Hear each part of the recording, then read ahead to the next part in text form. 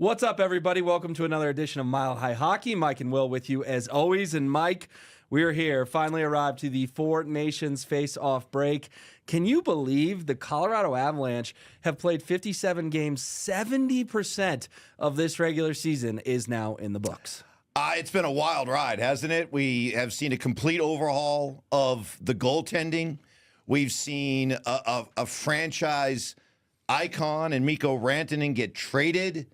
And yet there's still a sense that there's still more coming, that this team, how they're going to look come playoff time, I still feel that there are more pieces to be added. So it's been a fascinating season to this point with a lot of ebbs and flows, and I don't think we're done with them. No, it's like a roller coaster that we're still just riding on, right? And it's fascinating. You bring up the goalie stuff. Let's start there. I mean, Mike, Kaapo Kähkönen played a game in goal for the Avalanche this year. I was at the game where Onanen got benched for Trent Miner. Now, we've seen him a little bit with Scott Wedgwood battling something, but that feels like a lifetime ago in some senses. Obviously, the story of the season is the Mikko Rantanen trade, but still, for people who say regular season is boring, this has been nothing but boring. This is one of the craziest regular seasons I can remember for the Avalanche in quite some time. Yeah, no, and listen, I am one of those types that, whether it's the Nuggets or the Avalanche, I understand that when you're in a championship window and it is NBA Finals or bust or Stanley Cup Finals or bust, that there is an element of let's hurry up and get to the regular season.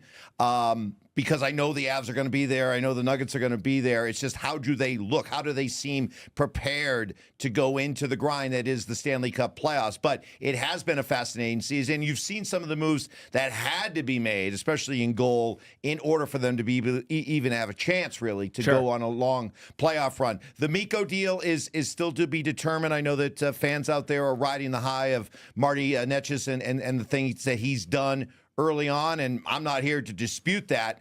But there is still the element of, do you do it in the playoffs? Do you do it when it matters? Do you deliver when we are looking at this now is about winning a Stanley Cup, not just simply what are you doing in the regular season? Yeah, for sure. They bring in Mackenzie Blackwood and Scott Wedgwood. Those have been universally applauded, and rightfully so. I mean, those have been great moves by Chris McFarland. You're right.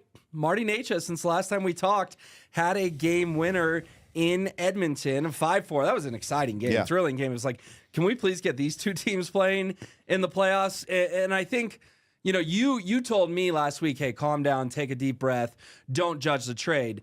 And it does now feel like there's a lot of victory laps being taken. Mm-hmm. And first of all, slandering Mikko Rantanen just doesn't make any sense to me. Like, if you want to say Necas has been great, go for it. All good. You're right. But to kind of put down Mikko in the process too, which just a select few Avs fans are doing. I'm not saying the whole fan base. That kind of surprises me. But again, you're right. Let's talk about this trade. Let's put a bow on this trade in April, May, hopefully June.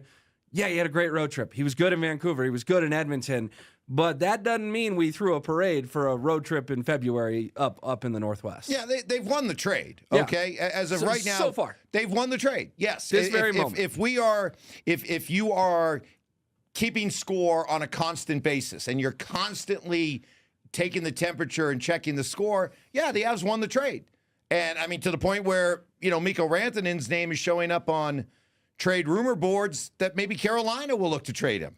Which is crazy. Is that even allowed? Yeah, it's allowed. It can happen. But so the Avalanche, for the reasons that they felt that they had to move on from Mikko Rantanen, can't argue. I mean, it's working so far. But I think one thing I do want to say is that there's been so much focus on the trade and the reaction to the trade. I think that we've been so fixated on how he's fit in and how good the top line looks. But what's not being talked about is the Avs are not getting the kind of production that they need beyond their stars. No. In order to feel comfortable about going on a deep playoff run, that has to be addressed. Yeah. Trade deadline's March 7th. There was reports yesterday that, hey, just because the league is paused for the Four Nations face-off doesn't mean the GMs are paused. Right. There could be moves over the next couple of weeks, next 10 days for Chris McFarland. All right, let's do grades, Mike. Grades 70% of the way through, 57 games in. Let's just start with on the whole, an overall grade for the Colorado Avalanche. And I was thinking about this one this morning before we taped this pod. And I said, do I want to go C+ or do I want to go B-? Because if you go B-, I was the kid in school, hey, B's get degrees, baby. Mom and dad aren't going to be too mad if it's a B. But you start bringing home C's, that's when you're in trouble.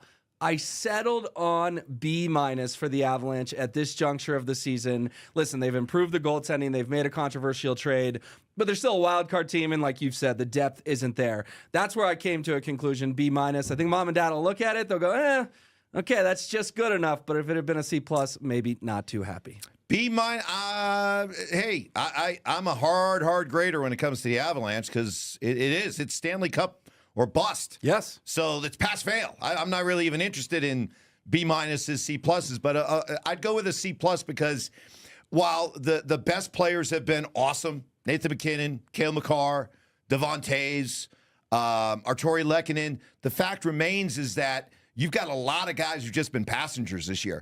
Casey Middlestat in that Edmonton game that we're all riding a high over played 9.5 minutes. 9.5 minutes. For a guy who I was told at this time last year, we solved our 2C problem. Right. We solved it. And now he's getting fourth line minutes and playing 9.5 minutes. You got a lot of passengers right now on the Avalanche bus. The guys who are driving the bus, superb, A+. But you got a lot of guys who just aren't contributing to the point where many of us look at the Avs and Chris McFarland at the trade deadline having to do something significant. So when you're talking about the pass-fail nature of the Avs winning the Stanley Cup, the grade I'm going to give them a C+. Okay, C+ for Mike, B- for me. Let's grade the trades real quick, just because that's always fun. The two goalie trades I'm going to put into one. We don't have to give them individuals. But basically, you swapped out Blackwood and Wedgwood for Georgiev and Onanen. Or I said that backwards. You swapped Georgiev and Onanen for Blackwood and Wedgwood. Mike, I don't hand out a lot of A+. But I was so sick of Georgiev.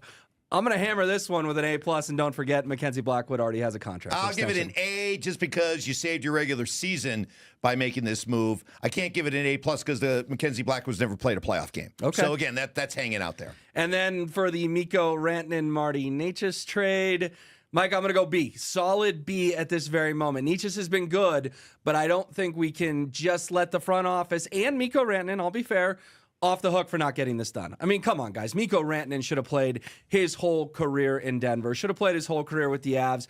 That's why I give it a B, because, yes, the early returns are good, but when we sat here doing this first podcast in September, none of us legitimately thought that Mikko Rantanen would get traded. It still feels weird to say it out loud. That's why I give it a B, because a little bit of a ding on the Avs, a little bit of ding on Mikko, for whatever reason, couldn't get an extension done. I guess I'll give it an A- actually, Okay. because while I did not like the idea of trading Mikko Rantanen, I always said when we were having these conversations, look, if you just don't feel like you're going to be able to re-sign him for whatever reason it is, then you got to move him, and you got to make sure you get something for him. So the fact that they arrived at that same conclusion rather than just playing out the season, trying to win another cup with Mikko, and then being ready to let him walk for nothing. The fact that they made that determination that we're not going to bring him back, we got to make sure we get something for him. And Marty Necas has been a terrific find so far. So I'd give it an A-. All right, fun show recapping the Avs season thus far, giving out some grades. And the Four Nations face-off begins on Wednesday night. Nathan MacKinnon, Cale Makar, Devon Toews all playing for Team Canada. Mike and I will be back on Thursday to discuss it further.